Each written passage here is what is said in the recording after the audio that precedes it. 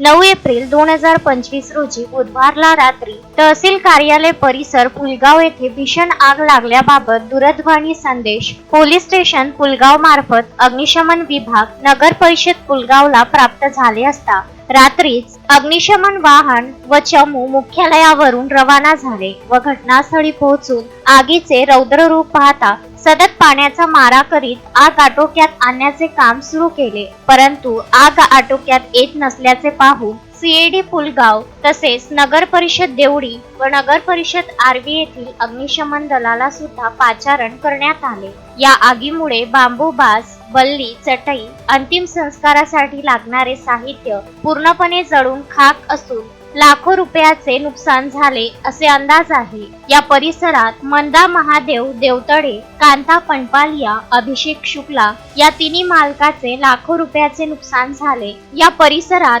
लाकडाचा व्यवसाय करणारे व्यावसायिक जवळपास 100 वर्षापासून येथे हा व्यवसाय करीत होते। घटनास्थळावरील संपूर्ण आग आटोक्यात आल्यानंतर अग्निशमन वाहन व चमू पहाटे 5:15 वाजता घटनास्थळावरून निघून मुख्यालयी पहाटे 5:30 वाजता परत आले। आग लागण्याचे कारण बातमी लिहेपर्यंत कळले नसून आग विझविण्यासाठी सदरच्या कॉलवर हितेश गावंडे, अग्निशमन पर्यवेक्षक निखिल आटे, वाहन चालक संदीप अजमिरे, फायरमन कृणाल गणवीर, फायरमन आपल्या कर्तव्यावर हजर होते। तसेच सीएडी कॅम्प पुलगाव आणि देवडी व आर्वीच्या अग्निशमन दलाने आग विझविण्यासाठी कसोशीचे प्रयत्न केले होते।